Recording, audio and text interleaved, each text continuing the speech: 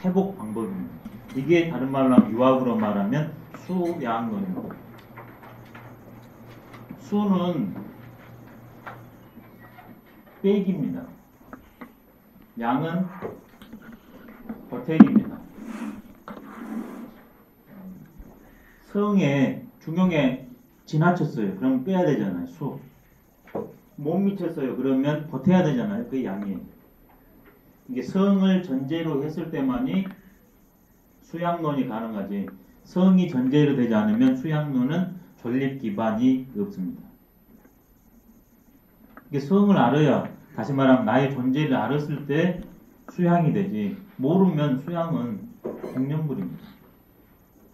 될 수가 없어요.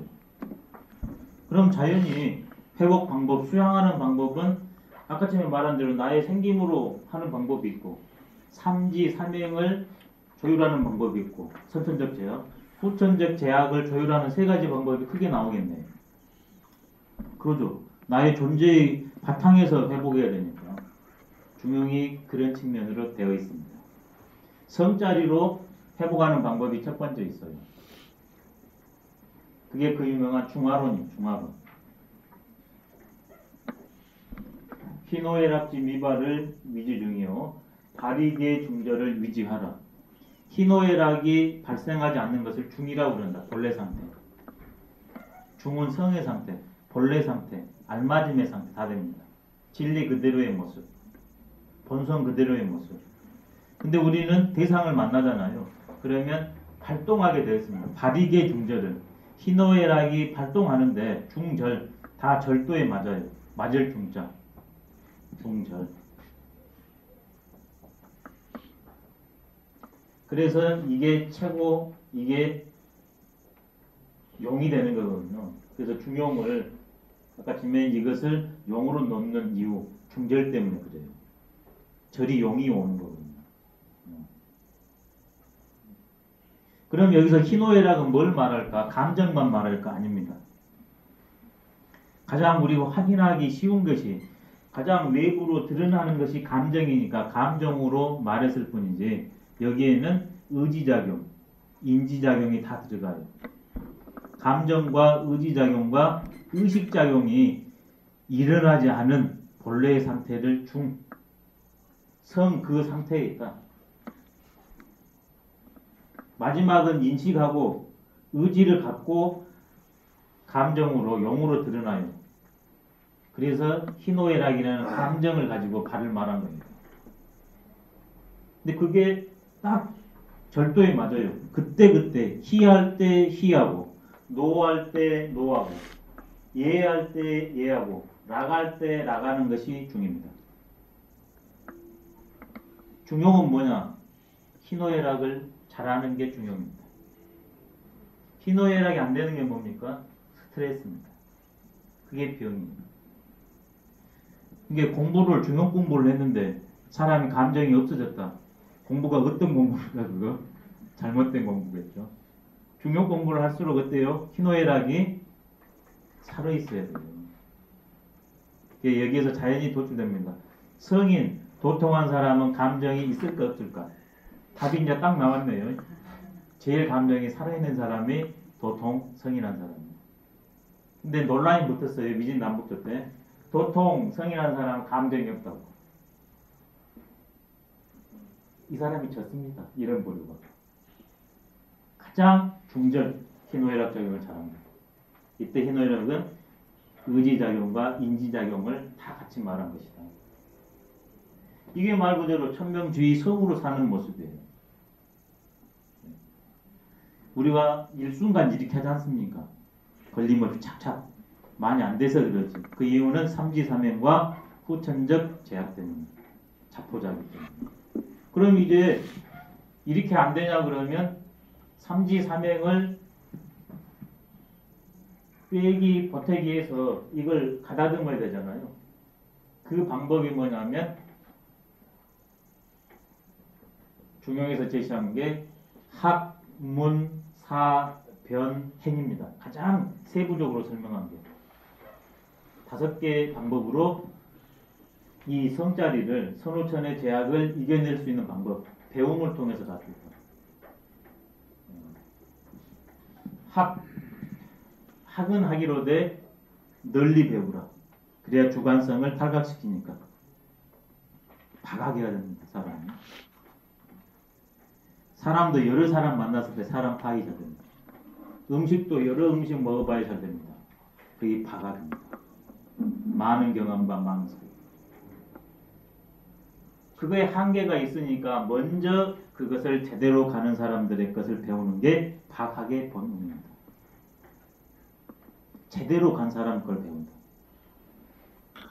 배우기만 하고 질문을 하지 않으냐 그러면 앵무새가 됩니다. 내 거이 안 돼요. 또 배웠다고 해서 곧바로 너한테 습득이 안 됩니다.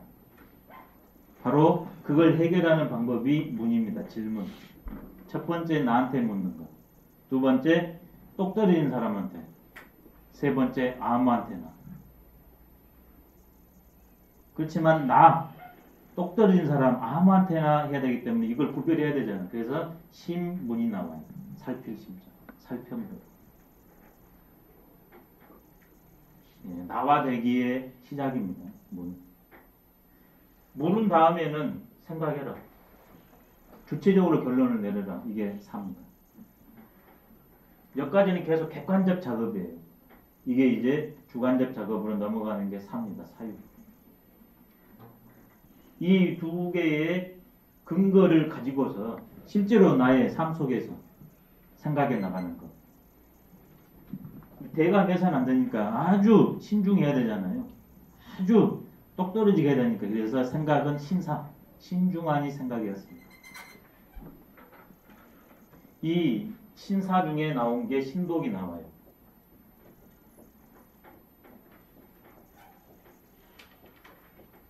이런 학문의 근거를 통해서 가는 신사도 있지만 내 안의 움직임, 나의 경험과 나의 생각을 통해서 가는 것은 홀로 가는 건 신독법이에요.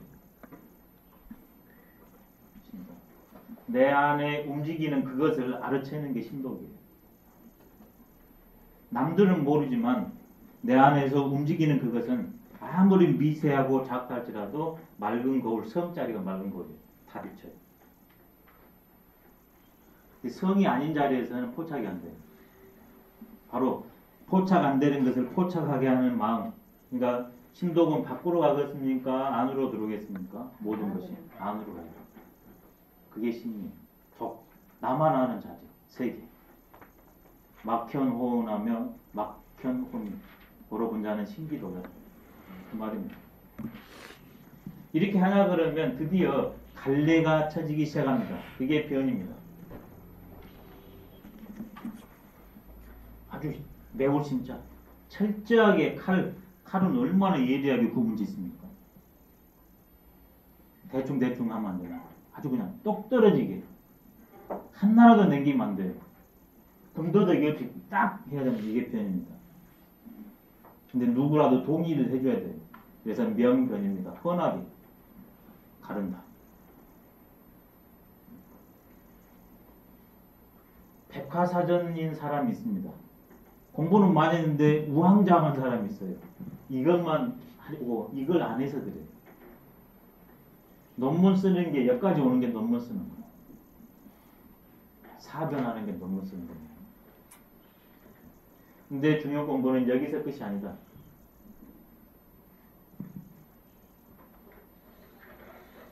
똑 떨어지게 중과 용 변치하는 것과 상황성을 알아챘으면 지금 이 순간 너가 있는 여기에서 실천해라. 근데 진실하게. 그래서 독행입니다. 혹 한번 해보고 아니라 그것을 끝까지 때로는 강하게, 때로는 부드럽게, 때로는 나아갔다, 때로는 물러났다. 그것을 기운이 관철해냅니다. 독행. 이게 바로 그 제약을 이겨내는 인위적인 방법이 학, 문, 사, 변, 행입니다. 세 가지 방법론 중에 두 번째 방법이에요. 하나는 성으로 가버리는 것, 두 번째는 공부로 가는 것. 세 번째 방법은 뭔가? 이건 생지안행, 이것은 합지이행, 이것은 곤지 명강행이겠죠, 자연에. 왜 그 병대로 약을 줘야 됩니까? 그게 뭐냐면 치곡법입니다. 이것은 또 이렇게 말해야 돼요. 지성법이라고. 중용에 있는 용어를 그대로 쓰냐 그러면 이건 지성이고, 이것은 학문 400년이니까 학문 이래야 됩니다. 두 글자로. 그 다음에 이것은 치곡이라고 있습니다. 이건 부분곡, 현상곡. 지금 내가 만나는 게 곡이에요. 지금 내가 하고 있는 일이 곡이에요. 지금 여기에서 해결하는 방법이 치곡입니다. 왜 모르는데 어떻게 이거 하고 있겠습니까? 두 가지. 만나는 여기서 해결해 나가요. 근데 크게 전체를 해결하는 것도 아닙니다. 복잡하게 이런 것도 아니에요. 그냥 내가 만나는 여기에서 의자를 만났다가 의자에서 해결하는 거. 그게 치곡입니다. 의자는 뭐다? 의자는 어떻게 활용해야 된다. 그래서 활용하는 게 치곡이에요. 첫 번째 의자는 뭐다? 어떻게 활용해야 된다는 치곡. 실제로 의자를 의자답게 활용해요. 이게 행위예요. 이게 치곡이에요. 이 세 가지가 제약을 털어낼 수 있는 방법으로 중용해서 제시합니다. 우리 생김 그대로 제시해요. 지성법, 학문법, 치곡법이라고 제가 명명을 해봤습니다.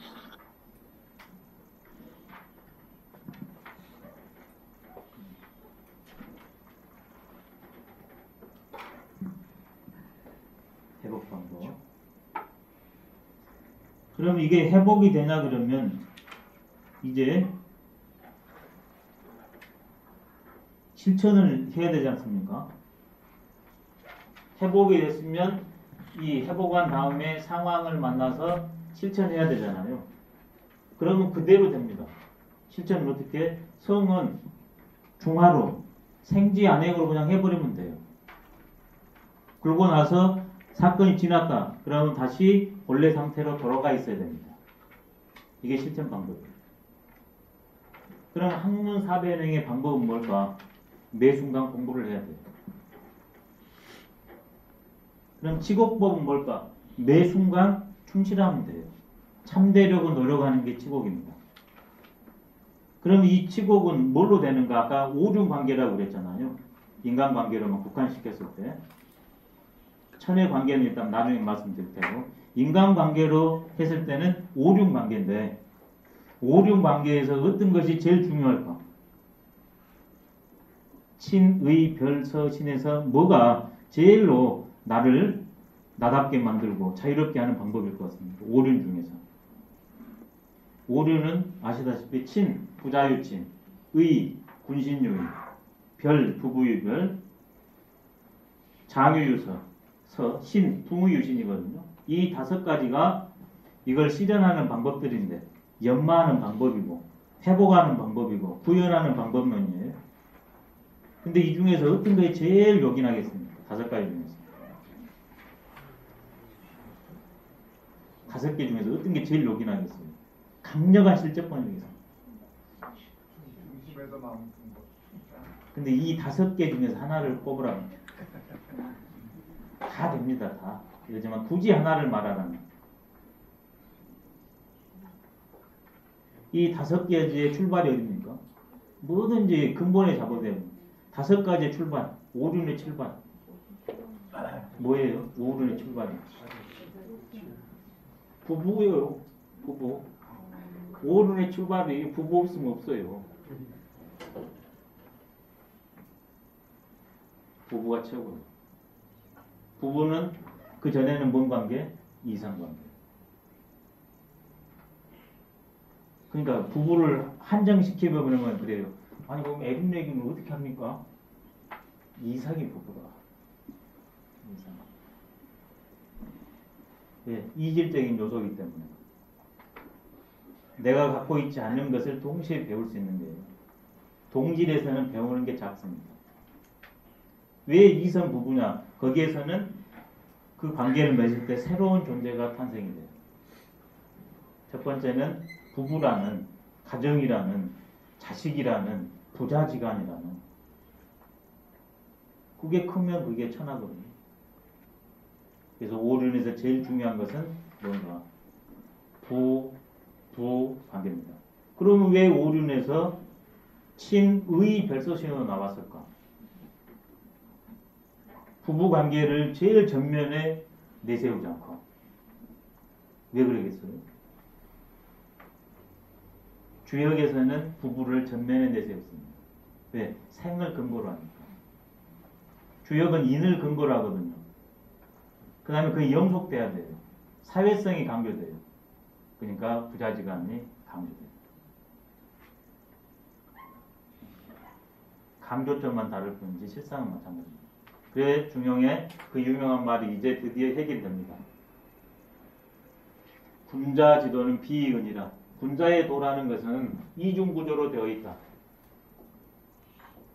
비은. 이게 드러날 비, 광대할 비. 이게 숨을 은자, 보이지 않을 은자. 용으로는 온갖 것으로 다 드러났잖아요. 다 작동하잖아요. 그래서 비입니다. 용으로는 광대무변하기가 이루 말할 수 없다. 그러지만 그 채는 눈에 안 보이잖아요. 성자리니까. 그게 의미예요. 군자의 도는 용과 채를 다 겸비하고 있다. 근데 그 광대무변한 용은 보이지 않는 채의 드러남에 불과할 뿐이다. 비, 이, 은. 그러면 그 방법이 이렇게 됩니다. 하기 상달의 다른 표현이 비은이에요. 논어에 보면 군자는 하기 상달이라 되어 있거든요. 일상적인 것을 배워가지고 형이상학적인 도에 도달한다. 통한다. 그게 비은이에요. 이 자리로 가려고 하지 마라. 곧바로. 공부하는데 이미 성자리로 하지 의 짜시라에게 치곡법으로 공부해. 이게 바로 선입견이에요. 그런 건 공부 잘 못해요. 치곡 내가 만나는 이게 제일 강력한 방법입니다. 맹자말로 아까 치면 왜 도가 안 드러나고 안 실천되는가? 그까짓 뭐 알아서 뭐가 필요가 있어.